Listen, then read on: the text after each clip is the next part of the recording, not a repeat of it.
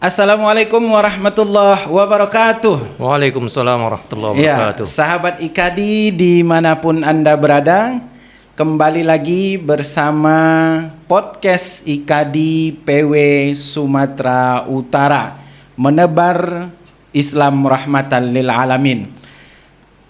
Kali ini, di podcast kali ini bersama saya, Mapan Muhammad Abduh Putra Panjaitan, dan kita ditemani oleh abangda kita, yaitu Abangda Irwansah SHMH, kandidat doktor. Beliau adalah Ketua Bidang Advokasi HAM dan Ketenagakerjaan Pengurus Wilayah IKADI Sumatera Utara.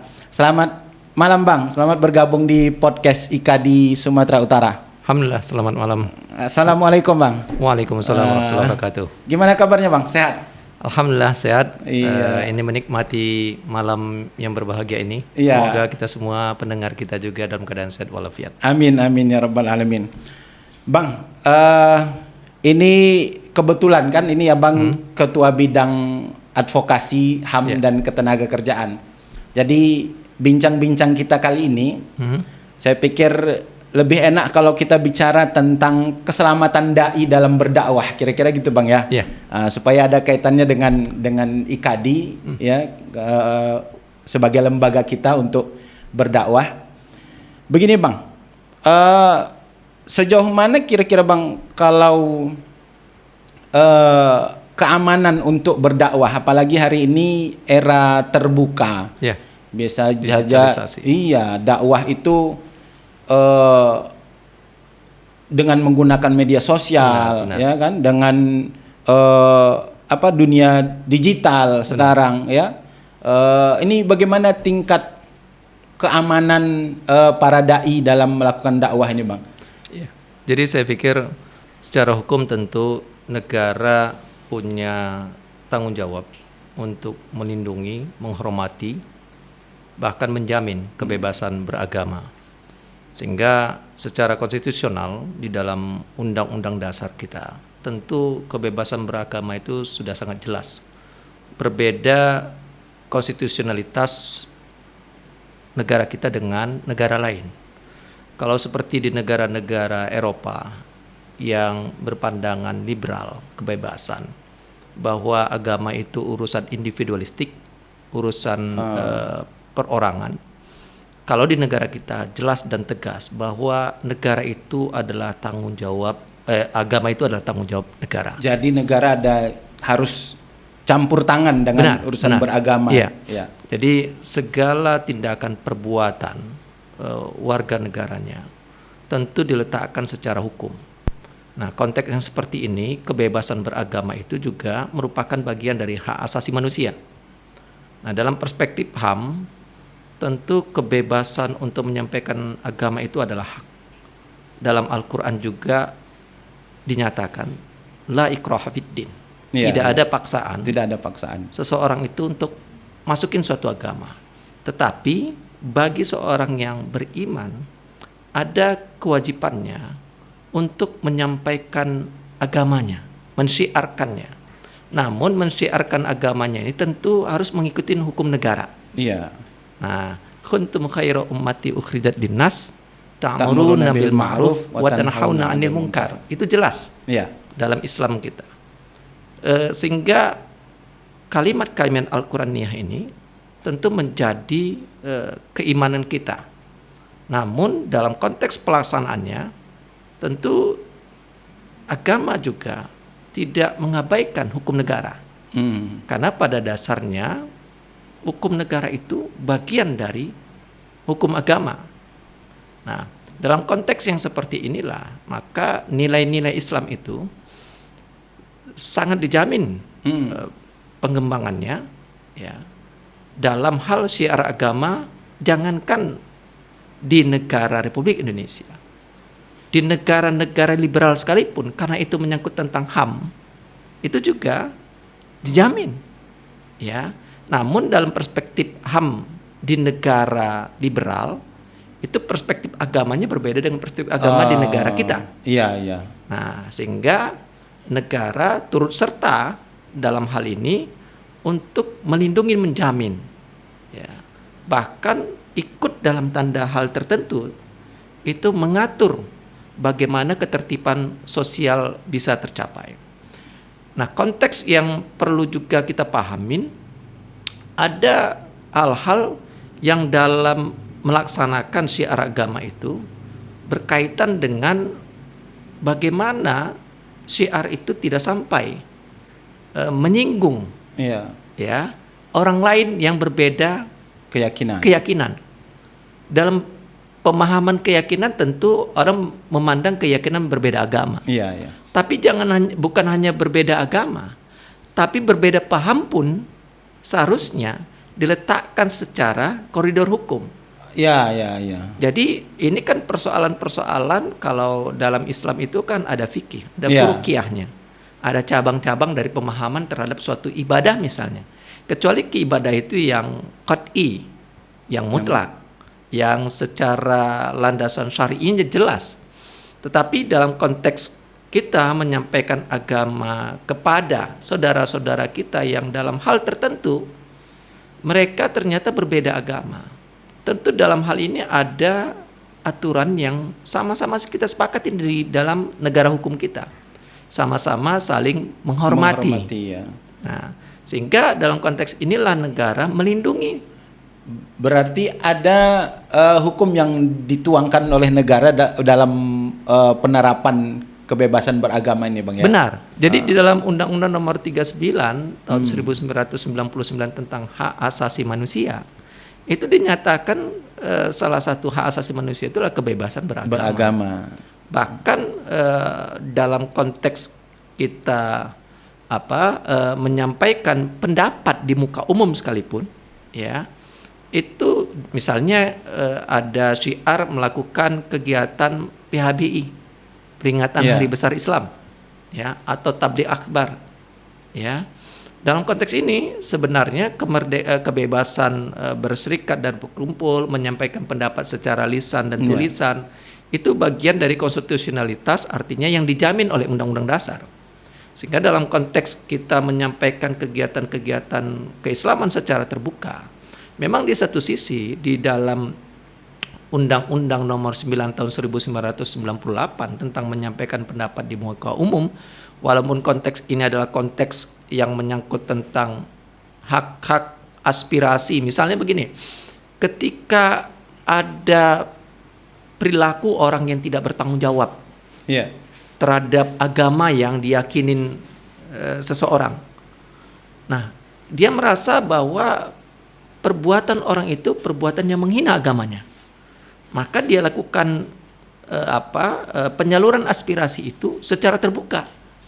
Apakah secara sekelompok orang atau dengan beberapa orang, sehingga hal-hal yang seperti ini negara dalam konteks pihak keamanan tidak juga harus dengan serta-merta melakukan tindakan-tindakan yang sifatnya represif.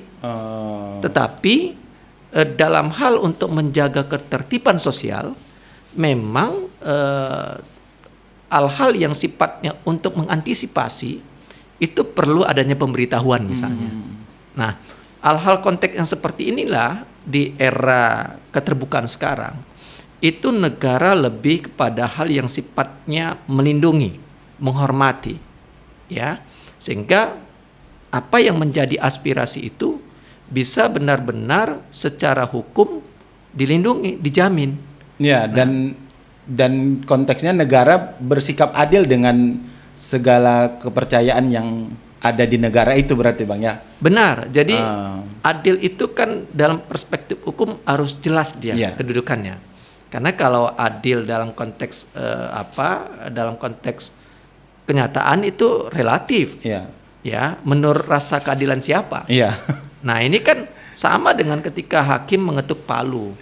Ketika ada seseorang yang menghina terhadap agama Islam misalnya, ini kena delik dalam pasal 156 KUH pidana misalnya. Konteks delik KUH pidana seperti ini itu penistaan terhadap agama.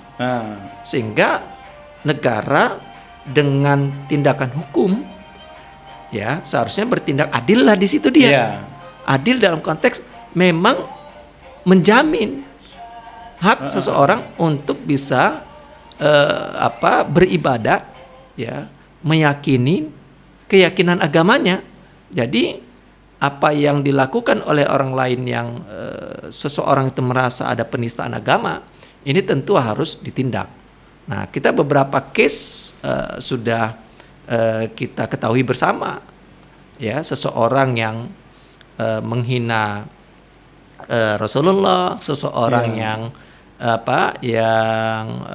menistakan terhadap Al-Quran, ya, dengan merobek dan sebagainya, itu tindakan penistaan agama. Iya. Sehingga tindakan seperti ini sudah banyak penegakan hukum dilakukan oleh negara kita. Nah, konteks-konteks seperti ini saya pikir ini perlu kita pahamin. Tapi di sisi lain kita juga melihat ada hal-hal yang sifatnya bujuk rayu misalnya.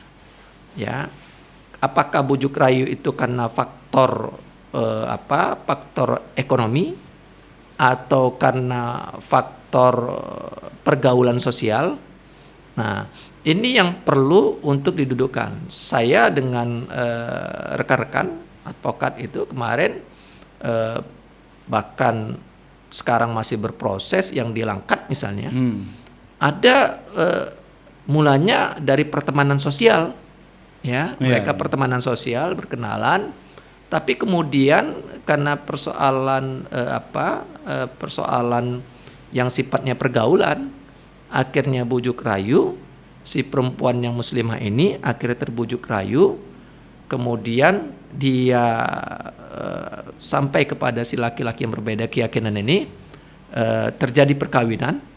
Yang perkawinan itu ternyata setelah disadarinya adalah suatu hal yang tidak sesuai dengan apa yang sebenarnya menjadi haknya, sehingga sampai hal itu terjadi persoalan rekayasa proses. Kalau dalam ajaran yang berbeda agama itu ada tentu proses untuk menyatakan diri berpindah agama. Nah, dengan dia menyatakan diri berbeda agama itu sebenarnya ada tindakan administratif. Tapi tindakan administratif itu tidak dilakukan secara prosedural. Kemudian juga proses pernyataan perpindahan agama itu tidak dilakukan sebagaimana mestinya. Sehingga akhirnya setelah dia sadarin itu, kita terlepas dari persoalan hal yang sifatnya kalau dari segi psikologis, ya, ada semacam, kalau bahasa yang lebih lugas itu hipnotis, ya, bujuk rayu yang menyebabkan dia di bawah alam sadarnya.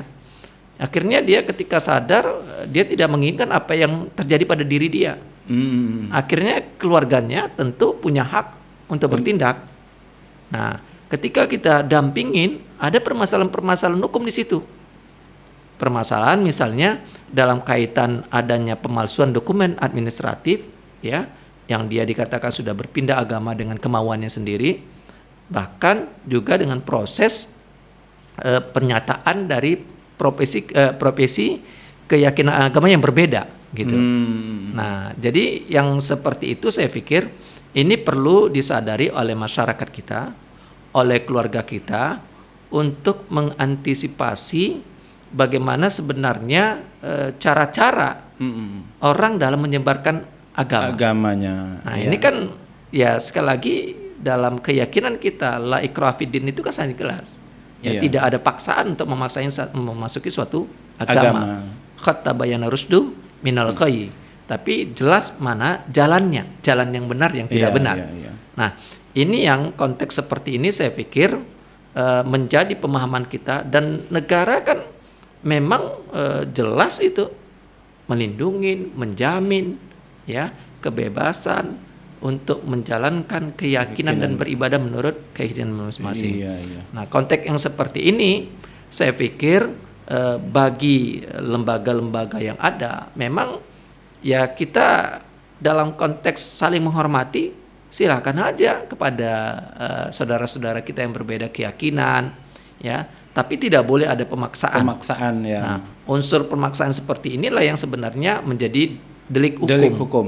Ya. Ya. Apakah itu bisa menjadi persoalan perbuatan tidak menyenangkan atau persoalan nanti masuk kepada penghinaan yang menyebabkan pencemaran nama baik keluarga dan sebagainya, ya, atau sampai kepada tindakan kekerasan. Iya, iya. Nah, kalau tindakan-tindakan seperti ini secara hukum kita bisa dapat buktikan, disitulah negara bertindak. Iya, iya. Nah, apalagi sekarang menggunakan media sosial. Iya, iya. Jadi Bang, begini, masalah delik hukum tadi Bang. Kalau syiar agama tadi kan, baik itu Islam maupun yang berbeda keyakinan, melaksanakan syiar agama, kemudian ketika syiar itu kemudian dianggap ada terjadi hal-hal yang sifatnya melanggar hukum, apakah itu sifatnya penistaan terhadap keyakinan yang lain, itu termasuk delik hukum yang pengaduan atau tidak Bang? Ya, ini nampaknya mapan, betul-betul mapan ini. Ya, jadi memang dalam perspektif ini masuk kepada delik aduan. Karena ini kan menyangkut tentang hak. Ya. Iya. Jadi kalau delik aduan itu siapa yang merasa dirugikan, maka dia yang akan mengajukan tuntutan secara hukum. Nah, persoalan dari profesi misal melalui kuasa hukum itu persoalan teknis. Ya.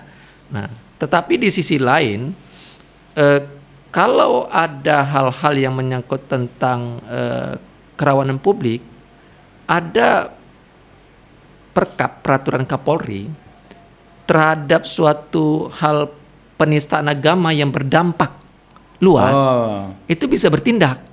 Bisa ditindak langsung. Iya. Jadi tidak serta-merta bahwa itu merupakan delik aduan. Dilihat perbuatan apa yang dilakukan. Nah, misalnya dia melalui media sosial. Iya, iya. Nah, itu kan menurut saya tidak perlu ada aduan dulu, tapi bisa langsung tindakan negara karena ini berdampak sosial. Bahkan di sisi lain ada persoalan-persoalan agama yang dalam penegakan hukum itu diselesaikan secara perdamaian. Iya, iya. Nah, dilakukan melalui mediasi. Ada tindakan begitu. Iya, iya. Artinya tindakan ini tidak berdampak luas. Nah, ini kalau dalam perspektif pembuktian, kita harus buktikan dulu unsur seperti ini. Nah, ini tergantung kepada kualitas perbuatannya. Iya. Jadi kalau ada case seperti ini Bang, ini kan dakwah, apalagi dakwah ini sekarang terbuka dengan media sosial.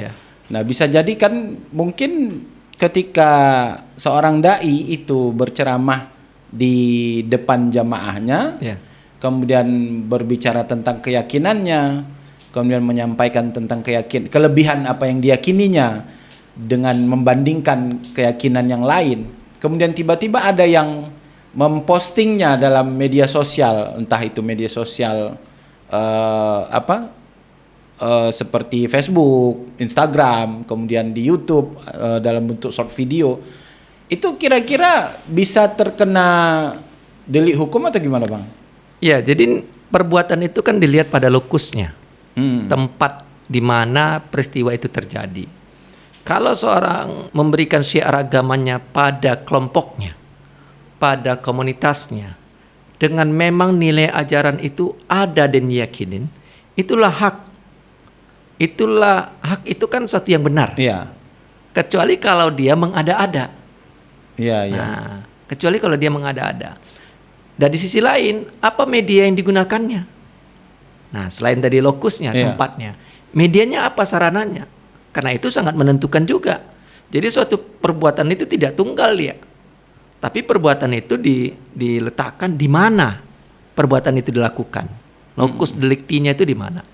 Nah, di sisi lain, apa sarana yang digunakan? Nah, kalau sarana yang digunakan tadi misalnya media sosial, bahkan dia sebenarnya ceramah dalam masjid misalnya. Iya. Nah, tapi ada yang memposting, ada yang merekam. Kan begitu? Iya. Kemudian dia sebar rekaman itu. Nah, kalau dalam teori pembidanaan seolah-olah ini ada daleming, penyertaan. Seolah-olah, ya. Penyertaan maksudnya ada yang melakukan, ada yang membantu melakukan. Nah, membantunya apa? Memposting. Seolah-olah begitu. Tapi konteksnya juga kembali. Lokusnya di mana nih? Tempatnya di mana? Dia dalam masjid misalnya. Ya, dengan keyakinan yang menyampaikan pandangan agamanya terhadap keyakinan agama lain yang kebetulan itu sangat mendasar gitu. Iya. Nah, ini kan persoalan perspektif. Jelas berbeda ya. Jelas berbeda. Kalau keyakinan itu jelas berbeda. Iya. Sampai ke dasar itu pasti berbeda. Nah, di sini letaknya. Sehingga kalau dia memposting, nah, ya, atau katakanlah ada timnya. Timnya. Nah, timnya itu memposting ke media sosial. Media sosial juga ada peraturan Kapolri, ada kategori media sosial yang dapat dijadikan unsur sarana tindak pidana. Nah, Facebook misalnya, itu termasuk karena dia bisa diakses secara langsung oleh publik.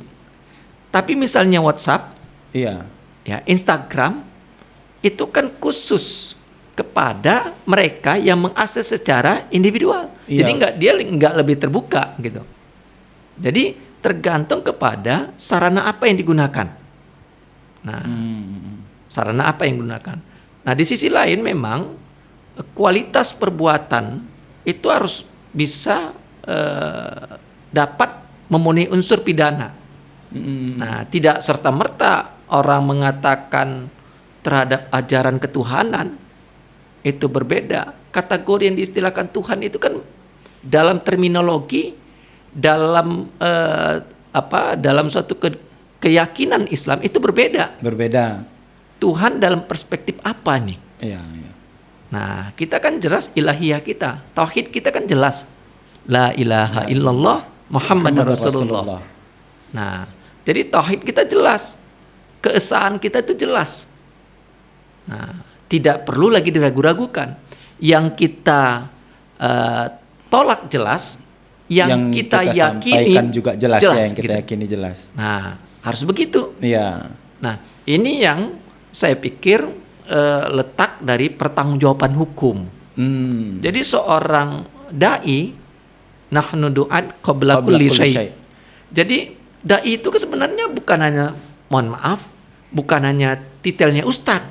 Iya. Ya, bukan hanya titelnya ustadz, tapi bagi seorang muslim yang berilmu, dia kategori dai. Iya. Bahkan ada hadis yang menyuruh menyampaikan walaupun satu ayat. Iya, kulil haq walau kana murran. Jadi sampaikan sesuatu itu walaupun pahit. Ini kan konteks yang jelas gitu. Iya. Nah, tinggal kalau kata pengertian harfiah dai itu kan sebenarnya melayani. Jadi nggak sulit dalam Islam itu untuk berdakwah. Dia melayani mahasiswanya, itu dia berdakwah. Melayani itu kan bukan hanya persoalan kita dia mentransfer ilmu atau saya dengan klien saya, tapi bagaimana cara kerja kita. Nah, cara kerja kita ikut bertanggung jawab dalam konteks disiplin misalnya. Iya. Jangan mentang-mentang kita dosen misalnya atau guru, kita mengajarkan disiplin sama siswa sama mahasiswa, tapi kita nggak disiplin masuk. Itu kan nggak menjadi contoh teladan. Iya. Nah, kita menginginkan ilmu itu kan pure, murni. Ilmu itu, yang nggak murni itu kan perilaku. Iya. Karena yang dalam subjek hukum itu bukan ilmunya yang salah. Ilmu pelet, ilmu hitam, nggak ada itu kan? Iya. Tapi yang salah orang yang menerapkan ilmu. Perilaku ya Bang. Perilakunya. Itu yang bisa di habitnya. Hukum ya Bang. Itu yang bisa diminta pertanggungjawabannya. Secara hukum. Nah. Jadi Bang, kembali ke konteks tadi. Kalaupun ada misalnya kejadian nih Bang, ya, dia dai ceramah di masjid, menyampaikan dakwahnya, syiar agamanya, kemudian memang yang dia sampaikan itu sesuatu yang hak tadi, yang benar tadi, karena pasti memang keyakinannya berbeda dengan keyakinan yang lain. Nah, dan kalau itu sampai ke ranah hukum, misalnya ada yang mengadukan misalnya, apakah mungkin bisa dikatakan bahwa proses hukumnya itu kemudian merupakan proses pembuktian keadilan tadi, Bang. Ya, inilah letaknya profesionalisme, objektivitas dalam penegakan hukum. Jadi dalam hal tertentu penegak hukum satu sisi dia berhadapan dengan proses verbal. Artinya semuanya sudah ada ketentuan hukum acaranya. Di sisi lain dia berhadapan dengan realitas masyarakat kita yang secara kesadaran hukum mungkin dalam hal tertentu kurang baik gitu. Iya. Artinya dia memaksakan kehendak. Nah, di sisi lain adanya intervensi terhadap penegakan hukum. Ini yang kita repot. Iya, iya, iya. Nah, kalau sudah ada intervensi terhadap penegakan hukum, ada kepentingan di situ, Bang. Nah, akhirnya penegak hukumnya sendiri bingung. Iya, iya. Nah, disinilah yang seharusnya saya pikir secara integritas dan pertanggungjawaban hukum itu harus duduk dia, harus menempatkan pada tempatnya. Jadi integritas siapa? Integritas penegak hukumnya. Iya. Yang ditegakkannya bukan perintah komandan, tapi yang ditegakkannya norma hukum yang berlaku. Nah, disitulah seharusnya begitu. Disitulah profesionalisme dan keadilannya dituntut, Bang, ya. Sama dengan dosen, sama dengan guru. Iya. Kalau memerintahkan atau menyuruh muridnya atau mahasiswanya yang tidak sesuai dengan perihal moral, perihal etika, perihal aturan, apa mau? Iya. Nah, ini kan persoalan penegakan hukum. Penegakan moral akademik. Iya. Nah, kembali kepada kita, misalnya saya melakukan perbuatan, saya bertanggung jawab.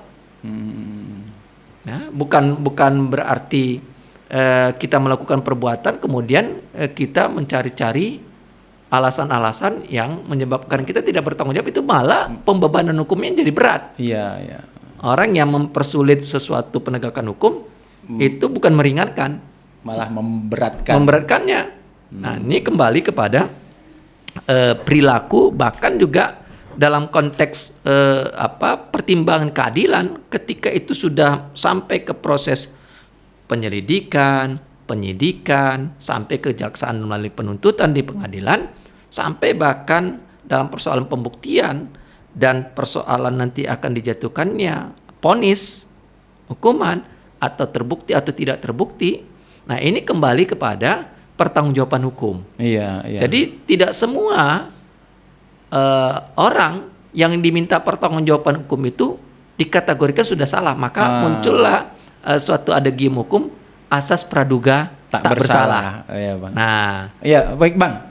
Ini terakhir nih, Bang. Kira-kira untuk para dai yang ingin berdakwah agar tidak terjebak dalam hukum, permasalahan hukum, kira-kira apa-apa yang harus diperhatikan, Bang? Ya, jadi memang harus kita lihat apa yang menjadi konten yang mau kita sampaikan. Ya, sehingga konten yang mau kita sampaikan itu kita akan bisa menempatkannya pada tempatnya. Nah, jadi kalau tempatnya adalah tempat memang secara majemuk, maka harus dipahamin konteks kemenyebukan itu. Kita kan dalam adagium negara kita itu Bhinneka Tunggal Ika.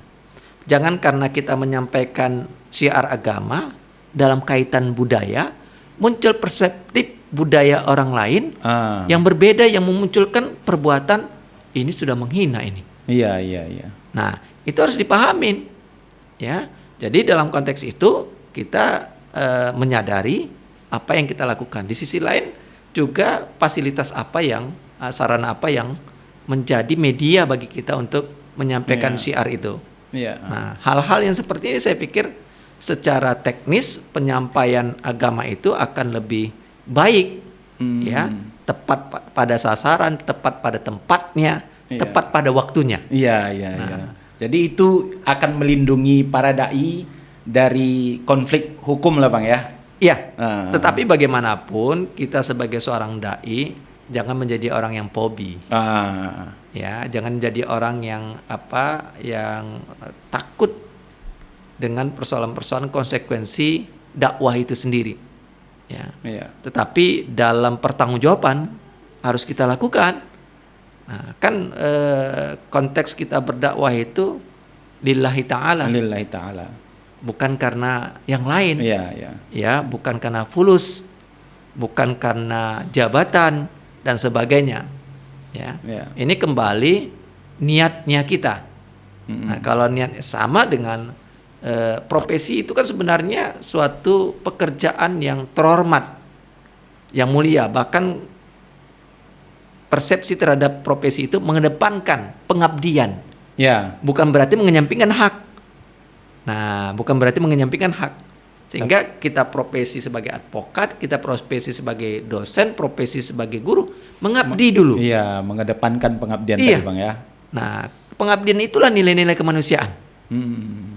Ya, nilai-nilai memanusiakan manusia. Bayangkan kalau kita tidak punya agama, apa kita jadi manusia?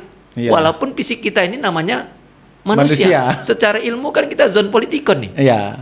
Makhluk yang juga dianalogikan hewan. Iya, bahkan dalam pelajaran biologi juga Bang, pelajaran tentang manusia itu lebih didekatkan kepada hewan. Nah Iya. itu, jadi homo homini lupus kan, Iya. kita pemangsa sesama kita. Iya.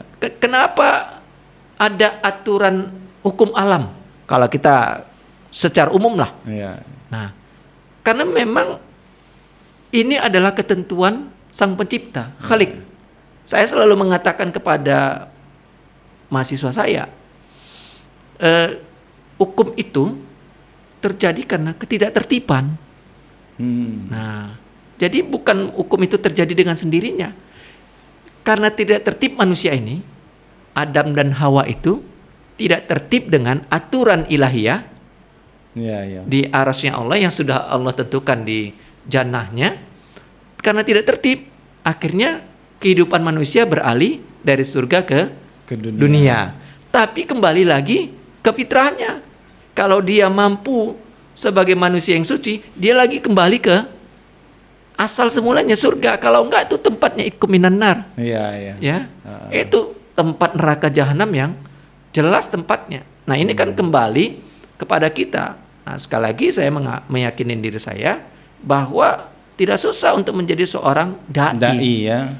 Intinya lihat tempat, lihat konten dan lihat waktunya penyampaiannya ya. Iya. Sehingga apa yang disampaikan itu tetap dalam koridor hukum yang berlaku di negara kita. Benar. Baik Bang, mungkin kita cukupkan dulu dialog kita kali ini Bang ya. Baik, sahabat IKADI dimanapun Anda berada, demikian tadi dialog kita, bincang-bincang kita di podcast IKADI kali ini dengan Abangda Irwansyah selaku Ketua Bidang Advokasi, HAM dan Ketenagakerjaan Pengurus Wilayah IKADI Sumatera Utara. Saya selaku MC pada podcast kali ini, Mapan Muhammad Abduh Putra Panjaitan, undur diri. Sampai jumpa di lain waktu. Assalamualaikum warahmatullahi wabarakatuh.